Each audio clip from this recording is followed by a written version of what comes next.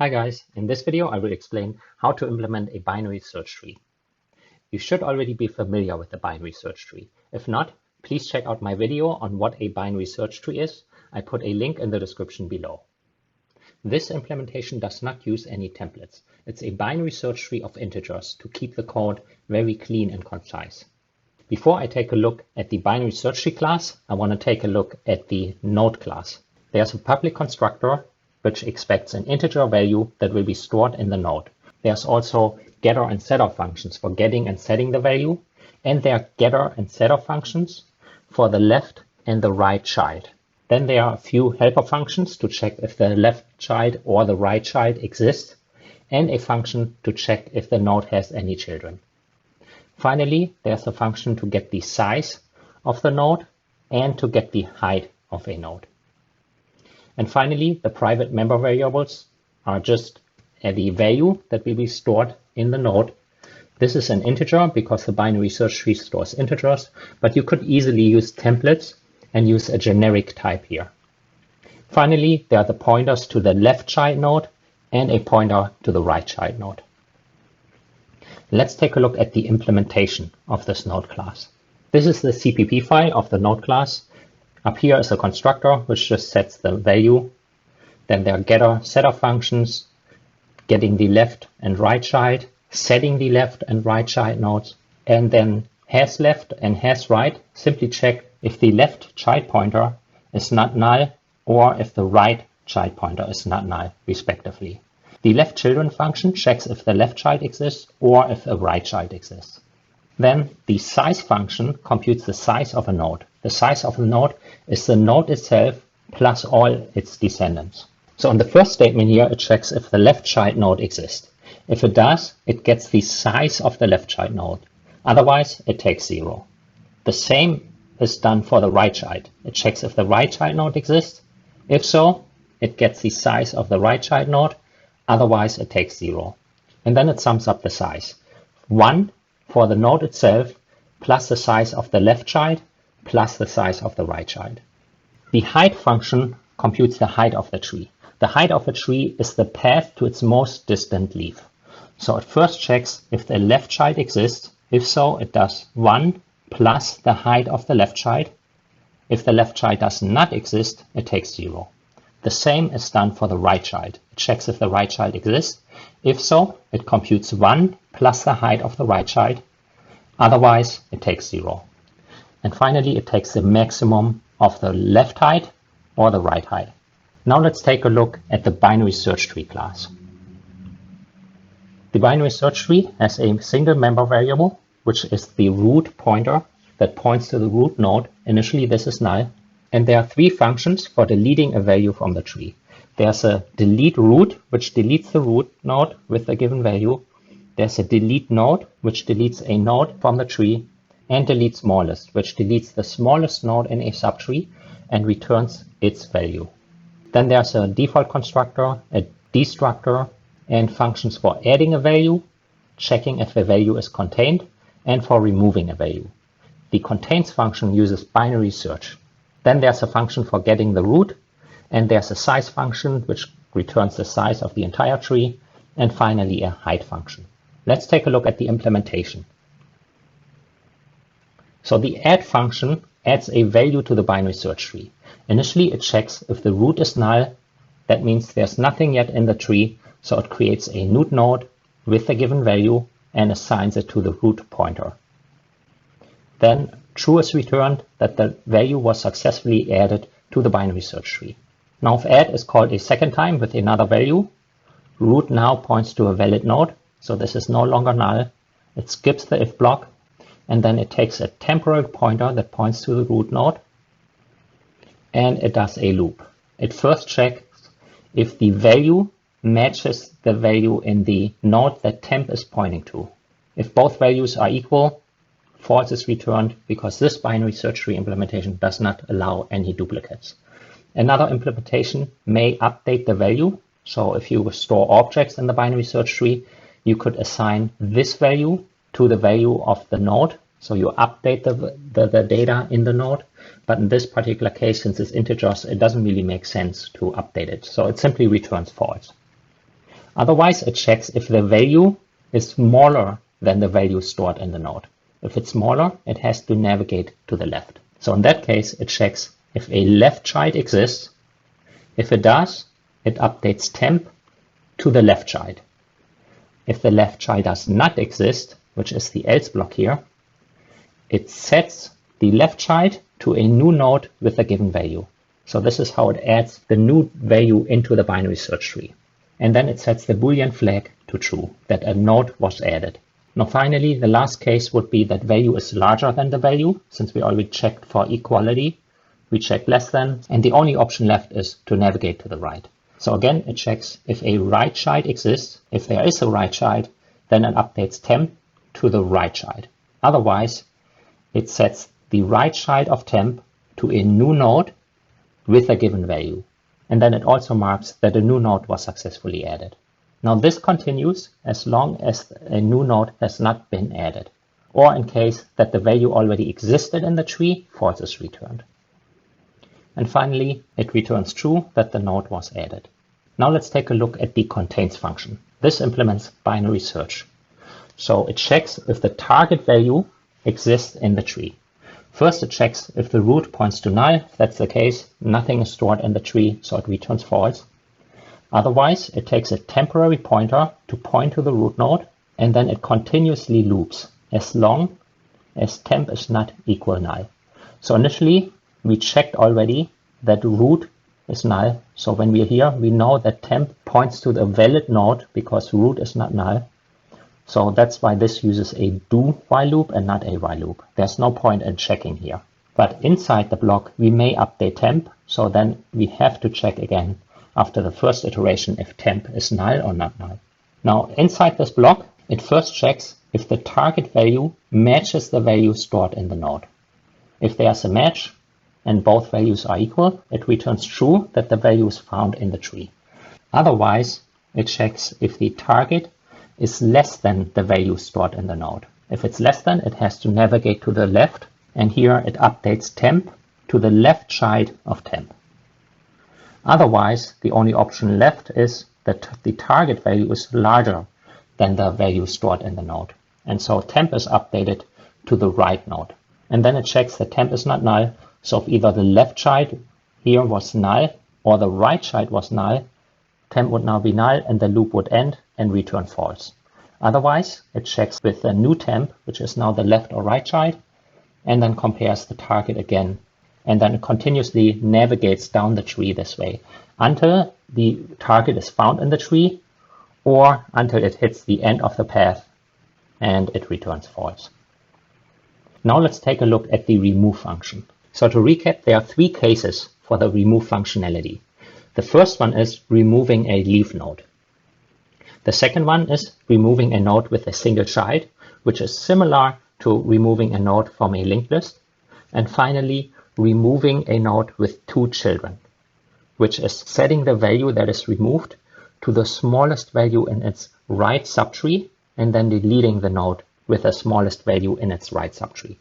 So let's take a look at the code. Remove expects the value that will be deleted. If root is null, there's nothing to delete, it returns false. Otherwise, it compares the value to the value in the root node. If there's a match, we have to delete the root. So this calls delete root. So let's go to delete root. This is the delete root function. It first checks the precondition again, that indeed value matches the value in the root node. Then it checks if the root node does not have any children, we simply can delete the root node. So a temporary pointer is used to point to the root node. Then the root node is set to null. And finally, the node is deleted. And with that, it would end the remove function. Now, if root does have any children, it goes to the else if clause here and checks this condition if the right child exists. Now, if the right child exists, it finds the smallest value in the right subtree and sets the root to the smallest value in the right subtree. Let's take a look at delete smallest. It passes in root and the right child of root. So root will be the parent of the node that is passed in here. So let's take a look at delete smallest. So here's delete smallest. You can imagine there's a root node up here above 8. It could be 6, for example. So it passes in 8 and the parent, which would be the root node. But it works for any case when this node should be deleted. So child would be 8, parent would be the parent of 8. Now it checks if the child has a left child. So that is if 8 has 5. In this case, this would be true. So it recursively calls this function with 8 and the left child of 8. So initially this was called with root and 8, and now we call it with 8 and 5. So parent is 8, child is 5, so it checks if the child has a left child. So does 5 have a left child? Yes, it's 3. So it calls this function again with 5 and 3. Now it checks again, does 3 have a left child? It does not. 3 does not have any children, so it takes the value stored in the child, which is 3. So this one node points to 3. It gets 3, stores it as a min, and then checks if the child matches the left parent. So it basically checks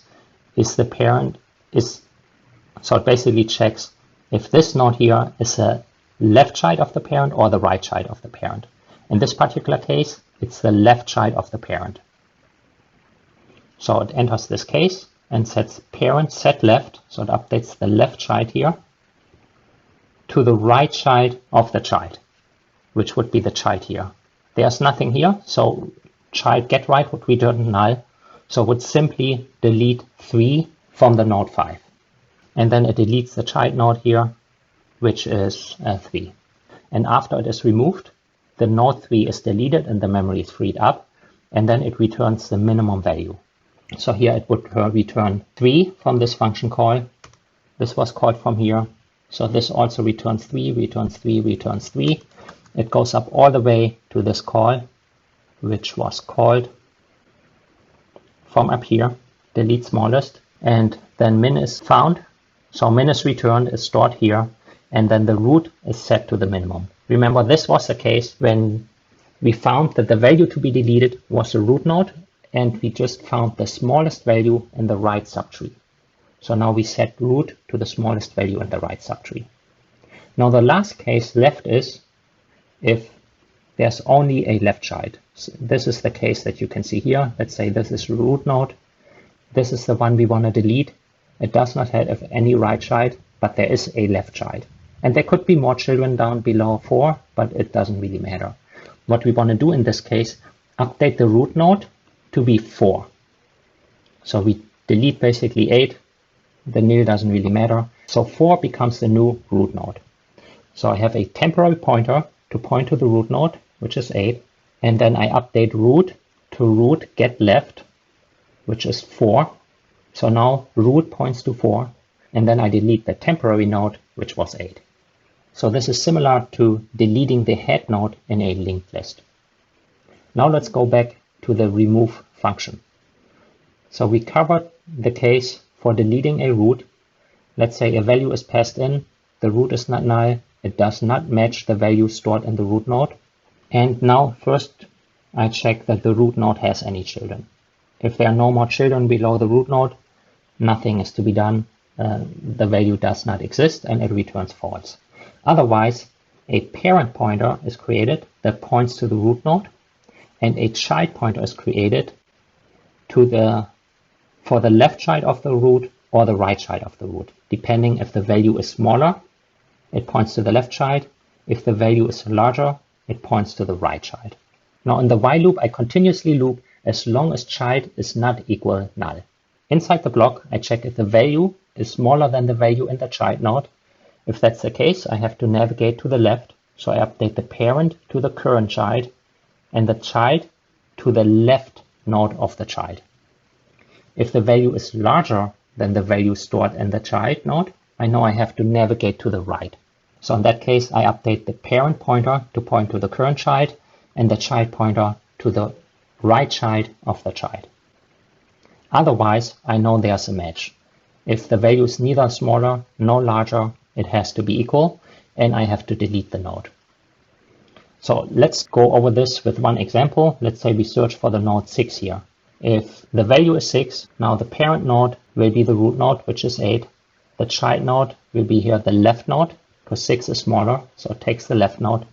Child is not equal null, so now we check, is 6 smaller than 4, which is the child node currently. This is false. Is 6 larger than 4?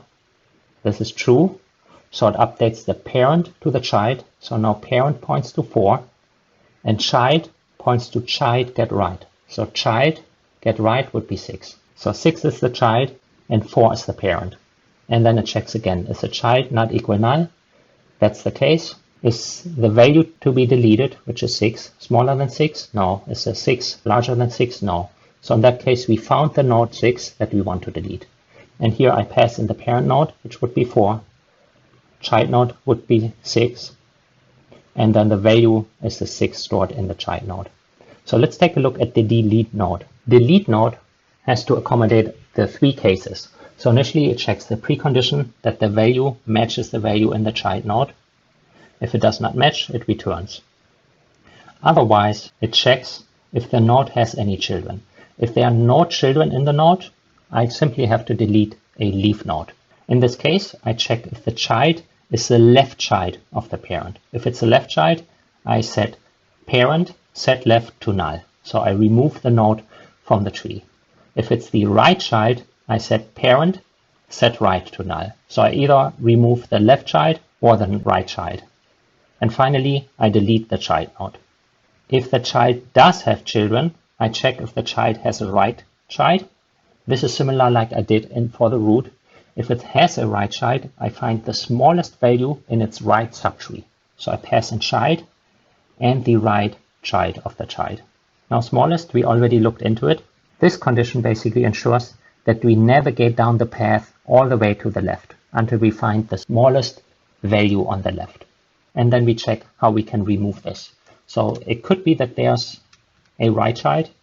If there's a left child, we would never end up here because we would go further to the left. There could be either this is a leaf node or there's another right child. So here I check if the child is the left child of the parent, which would be the case here. And then I set parent set left.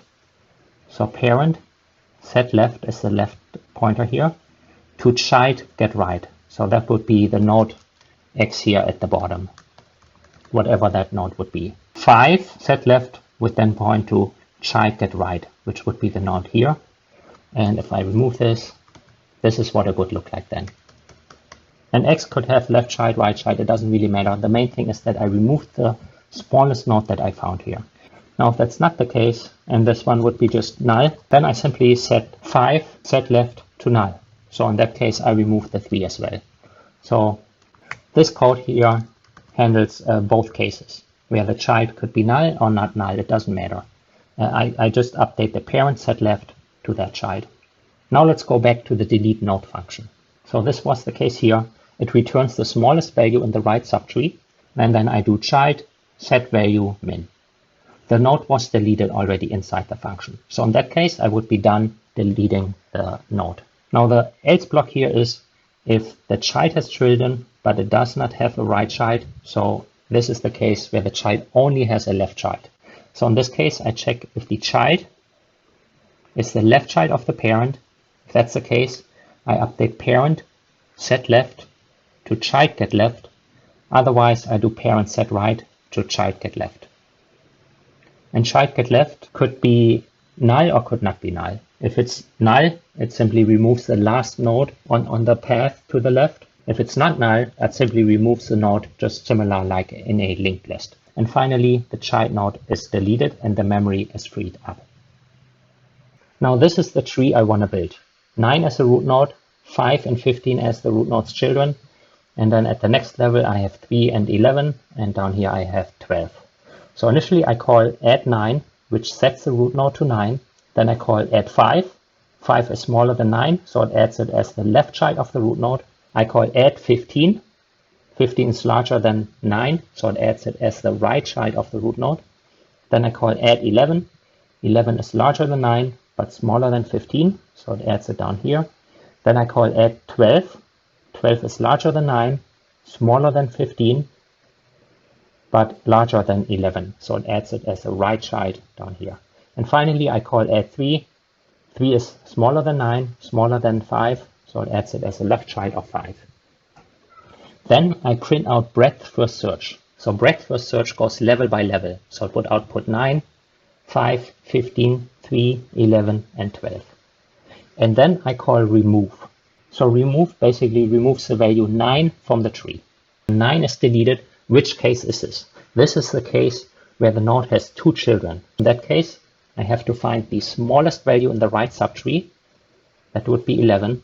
So to the right and then all the way to the left until there are no more left children. So this is 11. Then 11 is copied and set as a new value for the root. You can see it up here. And then the node with the smallest value, 11, is deleted from the tree. Now 11 has a right child. So the right child 12 will be the left child of 15. You can see it up here. So the node that stored 11 was removed, and then the value 11 is set to the new root node.